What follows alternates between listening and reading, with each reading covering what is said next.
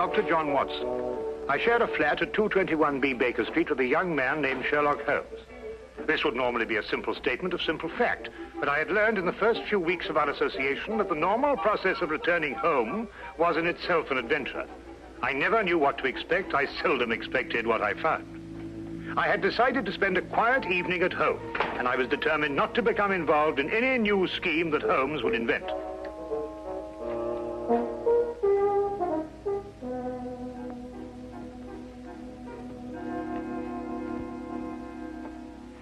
Sulfate gas. Oh? Do you remember the Dietrich case, when the defense tried to prove that no one could produce a deadly poison without a trained chemist? No.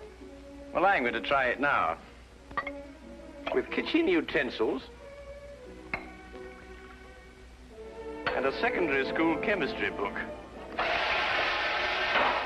I knew it could be done. There it is, Watson. Brilliant. Now you've gone too far.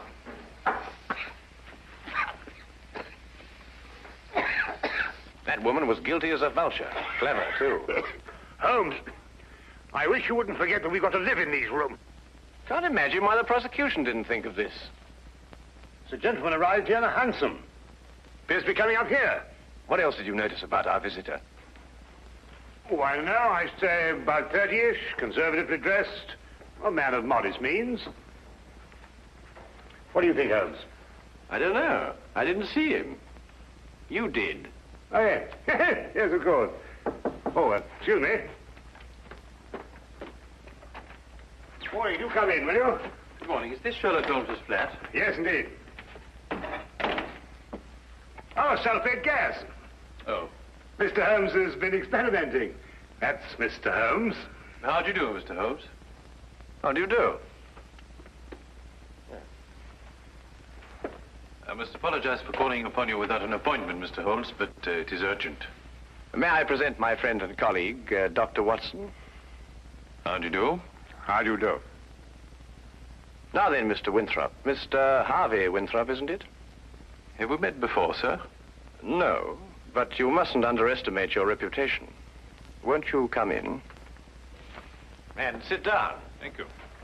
Over there.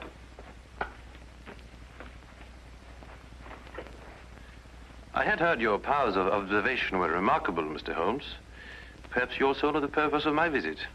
I can only say it's a personal matter. How do you know? It is always a personal matter when one consults me rather than the police. Of course. Well, my reason to see you actually concerns my elder brother, John. It is he who controls the family wealth. In the event of his death, I would be sole heir. Does his death seem imminent? Well, his life has been threatened. In what way? I noticed you didn't ask by whom. You took pains to point out that only you would benefit by your brother's death. If you knew who made the threat, you wouldn't be so concerned with your own innocence. You're right. I do not know who's making these threats. Actually, I don't even know if it is a who. I beg your pardon, sir? Well, it is possibly a what, Dr. Watson. In this case, the heritage of every old family. The family legend. What is the Winthrop legend? Every member of the family destined for a violent death finds about his person silver coins. Silver coins? Oh, you mean like those silver coins the pirates use, called pieces of 8? Exactly, Dr. Watson. Pieces of 8 as a warning, and at the time of death, a gold doubloon. Have these coins any special significance? 30 years ago, my father was killed by a fall down the stairs in the main hall of Winthrop Manor. A gold doubloon was found under his body. Was he actually seen to fall downstairs? No. The manor was closed and has remained so ever since. I assume your brother has discovered several silver coins. Each day for the past 7 days. I see. What has been his reaction? He has decided for the first time in 30 years to reopen Winthrop Manor. In defiance of the legend. Exactly. We are going to be there this weekend. Who is we? My brother, my fiancée, and myself. And I would like you two, Mr. Holmes and Dr. Watson, to be there as well. Well, that's very good of you, sir. Do you have any other evidence to substantiate your belief? I was very young in those days, but I can still remember the sight of my father's body at the bottom of those stairs. Dr. Watson and I will arrive at Winthrop Manor this Friday night. Oh, thank you very much. If there's anything I can do until then, or if there's any question you want to ask me before, please don't hesitate to call upon me at any time. We'll do that. Thank you. Again, thank you, gentlemen. Not at all. Good day, you, sir. Good day. Well, Holmes, what do you think? I think it's amazing the extent to which people will go to obscure the simple facts of murder or threatened murder. You don't believe in the legend? Nonsense. Well, but after all, Holmes, you said yourself that these things very often have a basis of fact. The odor lingers. There was no mention of that in the Dietrich's case. I'm a man of science myself, Holmes, you know that. And yet there are things that happen every day for which they have no logical explanation. How would Mrs. Dietrich's have removed the odor? Of course, it could work equally well both ways. Winthrop himself admitted that in the event of his brother's death, he was the heir to the estate. His visit here might have been a blind. The solution of a murder, Watson, is infinitely easier than the prevention. We have committed ourselves to a weekend in a drafty manor house that has been closed for 30 years. We will watch and we will wait. And in time, we will apprehend the persons or ghosts, who will commit the murder of the Winthrop legend.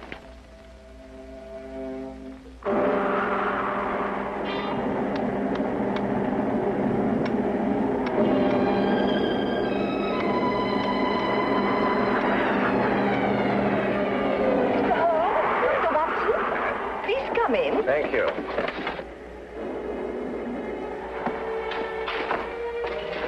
The thunder was making so much noise, I wasn't certain I heard you knock. Yes, I think we got here just in time. Yes, we were worried that you were caught in the storm.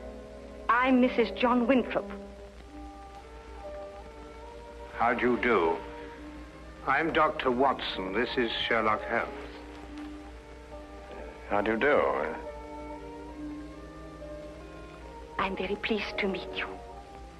You can leave your things here and go into the sitting room. We've managed to get it comfortably warm. I'll have your luggage brought up to your rooms.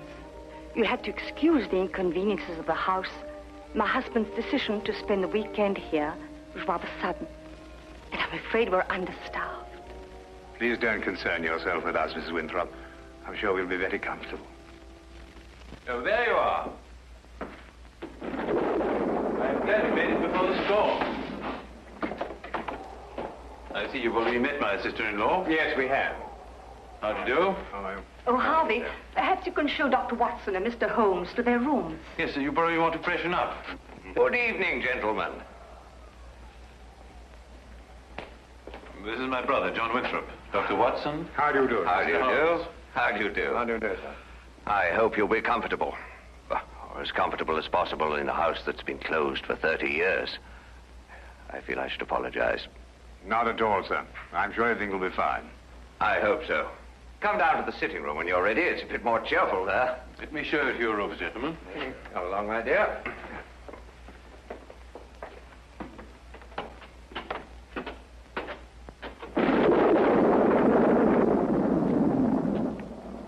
You didn't mention your brother was married. Didn't I? I thought I had. Then surely she would be the heir to the estate if anything should happen to your brother. No, the estate upon his death goes to the next male member of the family. Oh, I see. How did Mrs. Winthrop lose her sight? It was a riding accident, shortly after they were married. My sister-in-law is a remarkable woman, Mr. Holmes. She took to her new way of living with cheerfulness and thoroughness. Yes, it's always encouraging to hear of such cases. And it reflects great credit on those surrounding the patient. Oh, Peg, I want you to meet, Dr. Watson. And you must be Sherlock Holmes. Harvey has told me so much about you. gentlemen, my fiancée, Miss Margaret Hall. How do you do? How do you do, Miss Hall? John and Alice are in the drawing room, darling. We'll be down shortly. All right, darling. I think we're going to have a wonderful weekend, in spite of this old house. Don't keep yourselves from us too long, gentlemen. You're a very lucky man, Mr. Winthrop. She's a lovely girl. As a matter of fact, you know, there's some very good hunting country around here. Do you go in for that sort of thing, Mr. Holmes? On occasion, sir. Not very often, thank you. My wife thinks I'm a bit reckless. She worries about my neck. A glass, my dear. Thank you. That appears to be a preoccupation with more than one member of your family, sir. You mean my brother, too? And the reason for your being here? Nonsense. I said the same thing. And you agree with me? You, too, think it's a lot of rubbish? I don't think we're referring to the same thing, sir. I'm talking about the legend, of course. Ah, I see. May I ask, sir, what precautions you've taken against it? What would one do? How does one fight a myth? Well, what's your opinion, Mr. Holmes? Should I take this matter seriously? You are obviously taking it seriously by defying it.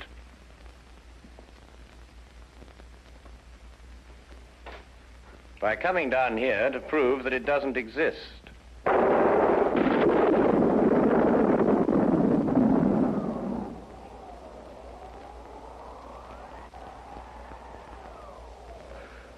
Jove, I hadn't thought of it like that. You're dead right, of course. But let me put it like this. Do you really believe the legend is dangerous? You are obviously overlooking the second conclusion, sir. If the legend is real and beyond our understanding, then your life may be being threatened by the supernatural. If we rule that out, then the threat has a very realistic source. In either case, the threat remains. I hadn't thought of it that way. But there are just the 6 of us here, Mr. Holmes. Surely if there is danger for John, it couldn't come from any of us. There are just the 6 of us now, Miss Hall.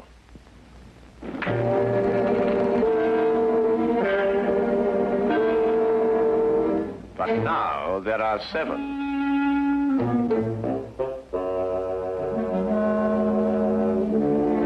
John, what is it? Nothing, my dear, nothing at all. I think we'd better go into dinner. Excellent idea.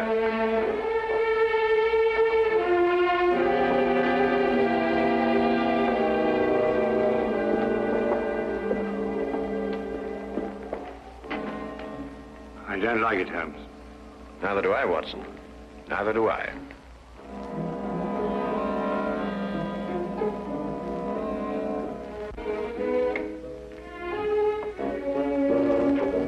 Oh, come in, Watson. Oh, don't be alarmed, old chap. I don't think this contraption has been fired for centuries.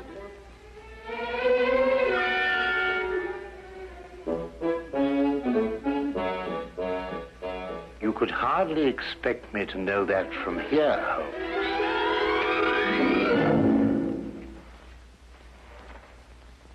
Seems it's working after all.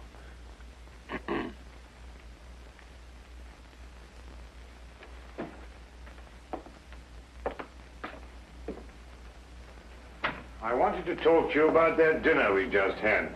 Oh, yes, yes. Excellent, Doc. Don't you agree? Well, it was better than the conversation, or lack of conversation, I grant you.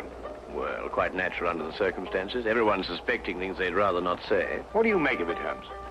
Did you realize that young Harvey Winthrop was in love with Alice before she married his brother? Holmes, you're fantastic. How did you determine that? He told me. Oh. Oh, have you got a match, Watson? Yes, I think I should have.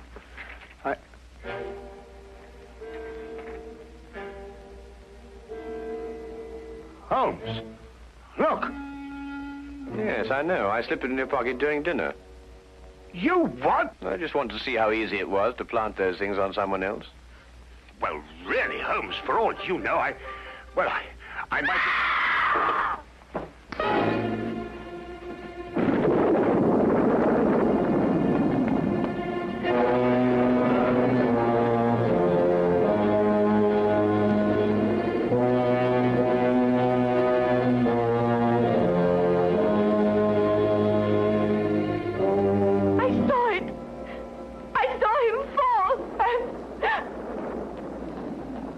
He's dead. Neck broken.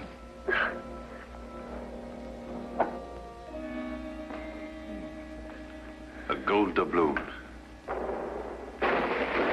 What's happened? Oh, someone tell me. What's happened?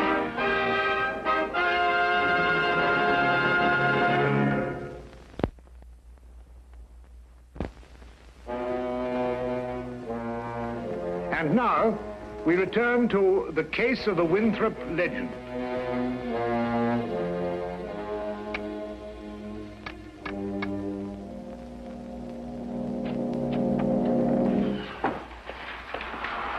Had quite a time getting back here. The roads are turning bad. Harvey Winthrop. Good evening, sir. Could you get everybody together and see if we can try and get this thing sorted out? Where's the body? Over there. Broken neck, died instantly. What do you say? You up there? Oh, good evening, Constable. That is Mr. Holmes. I've spoken to you about him. Oh, yes. Good evening to you, Mr. Holmes. Glad to have you on this case.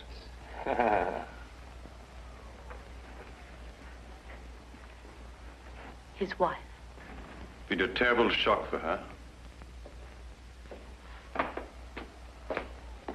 Oh, Mr. Holmes, I'd like to discuss this case with you. I've got several theories. Dr. Watson was telling me coming down in the carriage. I think it would be better if she retired for a while. These will help. Thank you, Doctor. Dr. Watson summarized the legend for me on the way down, but quite frankly, Mr. Holmes, I would say we're opposed to a devilish mind here. Holmes, really? I don't know. What on earth do you think you're doing? A button. At the very least. Observe, Watson, I've almost torn a button loose. Oh, so I should think after all those acrobatics. Are you going to sit like that all evening? And yet the late Mr. John Winthrop fell down a long flight of exceptionally sharp stone stairs without damaging his clothing. What's that? I'd better check. Yes, I think you had. He may not have torn a button, but he suffered some very severe damage to his neck, I'd like to remind you. An indisputable fact, my dear Watson. Well, what are you getting at, Holmes? That's right. Now we're getting somewhere. Come on, Watson, let's examine the situation more thoroughly. The killing blow was struck at the back of the neck, is that right?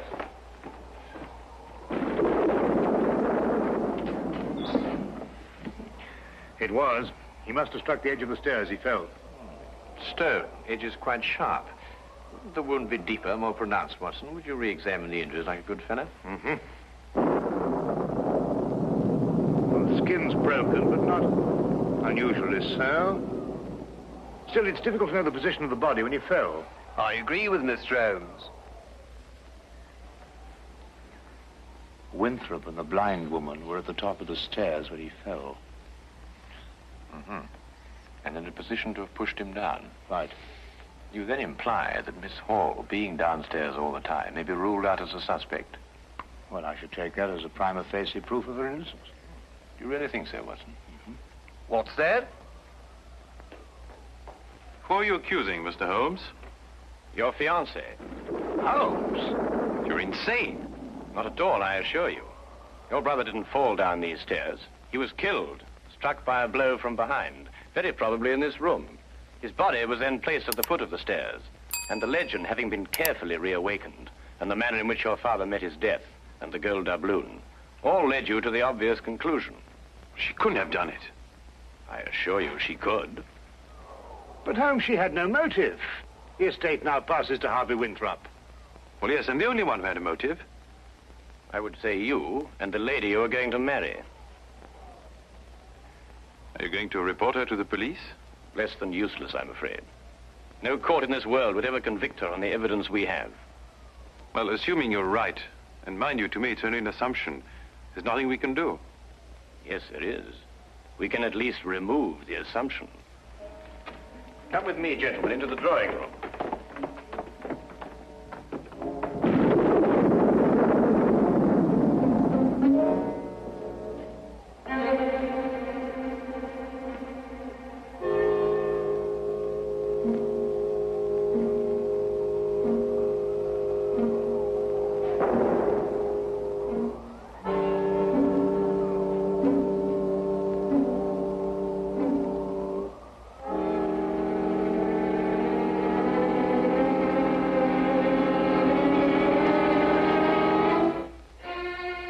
Oh, Constable. I didn't know you were there. Just looking around, routine, you know, miss. Of course. Did you want to see me? Well, not especially, miss. A few more things to check up on. The rest lies completely in your hands.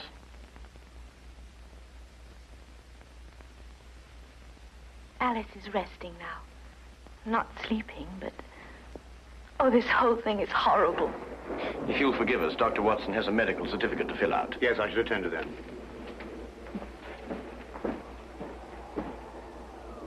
Oh, Mr. Holmes. At your service, my good constable.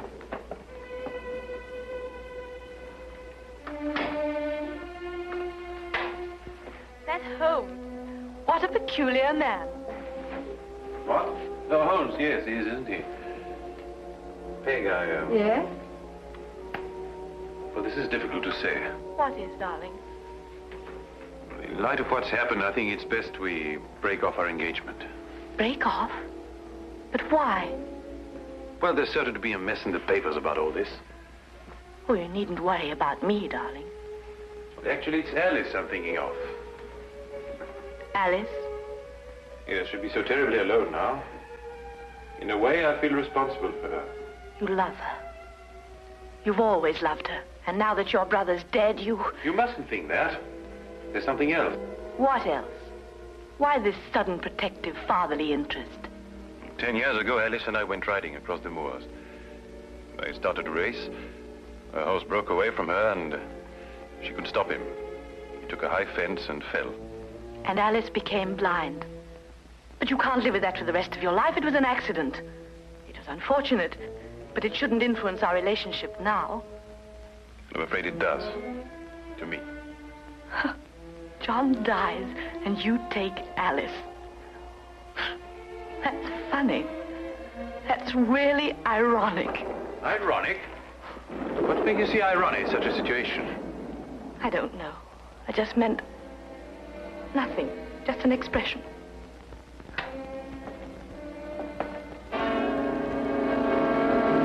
Very interesting choice of words, I might add. Alas, I must confess we were eavesdropping. Is there anything you'd like to confess, Miss Hall? What does this mean? You spoke of irony. Such a choice word.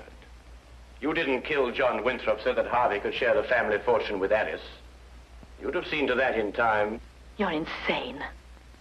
I couldn't have pushed John down the stairs. I was at the bottom myself. We were in a perfect position to strike him with this. And then, very thoughtfully, placed the end in the fire to remove any evidence of the blow.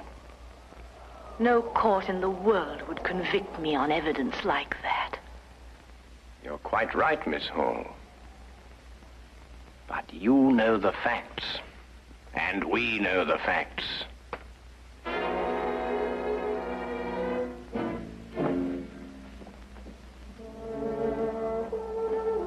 But surely, Holmes, something can be done. I don't think so, Watson. The young lady used her wits, and an ancient legend. And a murderess walks free.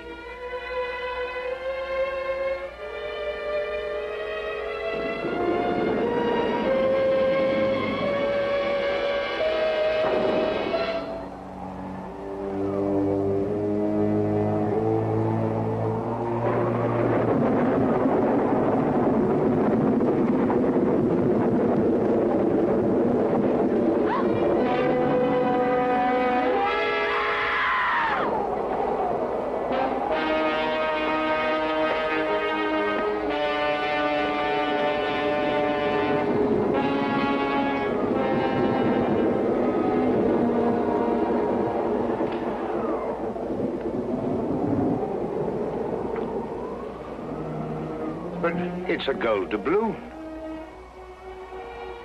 And she said no court in the world would ever convict her.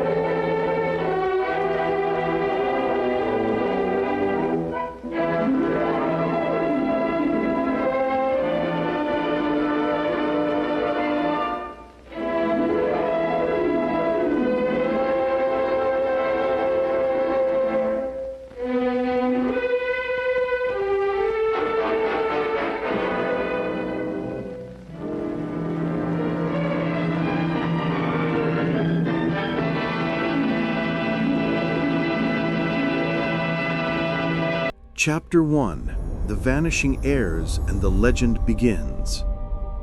The year was 1954, The and a indentation chill is deliberate, settled Watson, over the placed grand recently, Winthrop despite the Manor. appearance of age. This It old signifies English something house important. held a secret, a dark family curse known as the Winthrop legend. People said that anyone who inherited the main fortune would vanish or meet a sudden, terrible end. For generations, this legend had caused fear. Recently, the last surviving Winthrop heir, Mr. Julian Winthrop, was found dead near the estate's crumbling fountain. The police quickly called it a sad accident, a slip and fall. But Julian's close friend, worried and unsure, believed it was something more sinister. He felt the ancient legend had finally demanded a life. It was this friend who approached the famous detective Sherlock Holmes and his loyal partner, Dr. Watson, at their rooms on Baker Street. Holmes listened carefully, his eyes sharp. He dismissed the idea of a curse, but knew a human killer often hid behind such superstitions. The case was simple, yet deadly. Was it a genuine accident, or had the killer's mark already been placed upon the Winthrop family? Holmes agreed to travel to the manor immediately to uncover the truth hidden within the old legend. Chapter 2. A Mark on the Estate. Initial Examination. Holmes and Watson arrived at the gloomy Winthrop Manor. The air felt heavy, not just with age, but with fear. The manor was huge and confusing, full of shadows. Holmes paid no attention to the expensive furniture. He was only interested in the facts. They went straight to the old fountain where Julian Winthrop had died. The local police had already cleaned up, but Holmes's eyes were like magnets for small details. He saw something tiny near the damp stone, a faint, almost invisible scratch. It wasn't a random mark. It looked intentional, placed there like a bad signature. A killer's mark, Watson, Holmes whispered, recognizing the precision. This mark proved it wasn't a simple fall. While Watson spoke briefly with the nervous groundskeeper, Holmes examined the path leading to the fountain. He noticed that the grass and dirt near the fountain's edge had been disturbed recently, then quickly smoothed over. This suggested someone had hidden something or cleaned up a struggle after the police had left. The case was now officially a murder. The killer was still close, maybe even watching them, trying to protect their dark secret. Chapter 3. Victims' Last Steps, Alibis, and Suspects. Holmes declared that Julian Winthrop's death was definitely murder. Now he needed to know what Julian did in his last few hours. Holmes carefully questioned the staff and the remaining Winthrop relatives living in the manor. The dead man, Julian, had spent the evening with three main people. Lady Beatrice, Julian's stern cousin. She stood to inherit everything if Julian died. She claimed she was reading quietly in the library all night. Mr. Charles, the family lawyer. He was at the manor discussing Julian's complex will. He claimed he left the manor at 9 p.m. and drove straight back to London. Mrs. Hudson, no relation to their landlady, a young, nervous housekeeper who had been close to Julian. She claimed she was serving tea in the West Wing and saw nothing unusual. Holmes noted down the exact times and places. Every suspect had a perfect story, a perfect alibi. They seemed clean, but Holmes believed that the truth always hides in the most perfect lies. He knew one of these people was lying, using their perfect story to cover up the crime. He told Watson they must now search for the hidden motive, because the Winthrop legend was clearly linked to money and greed. Chapter 4. The Winthrop Vault Secret. Hidden motives. Holmes knew the motive lay in the family fortune, not in any ghost or curse. He demanded to see the family lawyer, Mr. Charles, again. Under Holmes' sharp gaze, the lawyer nervously admitted something important. Julian had recently found an old, secret document hidden behind a painting. This document spoke of a forgotten vault hidden somewhere deep in the manor's foundation. It suggested that the true, vast Winthrop wealth was not the house itself, but a collection of rare jewels and gold placed in this vault generations ago. Julian had planned to open it the very next morning. This discovery changed everything. The Winthrop legend wasn't a curse. It was a clever story invented long ago to scare people away from looking for the secret vault. Julian's death was clearly an act of desperate greed. The killer had to stop Julian before he could claim the real treasure. Holmes realized the killer was someone who knew about this vault and needed the money badly. Now the suspect's perfect alibis seemed even more suspicious. The reward, the secret treasure, was a huge reason for murder. Chapter 5. The Missing Piece. Unmasking the Alibi. Holmes and Watson returned to the library, focusing on the alibi of Lady Beatrice, the cousin who stood to inherit everything. She claimed she had been reading a thick, dusty book on ancient history the whole night. Holmes examined the book carefully. It was old, but the pages felt strangely crisp. He opened it and immediately pointed to a subtle detail. A tiny, almost invisible corner of a page had been folded down. A dog ear. "Watson," Holmes stated, "Beatrice claims she read this book for hours, yet only one page is marked. And look."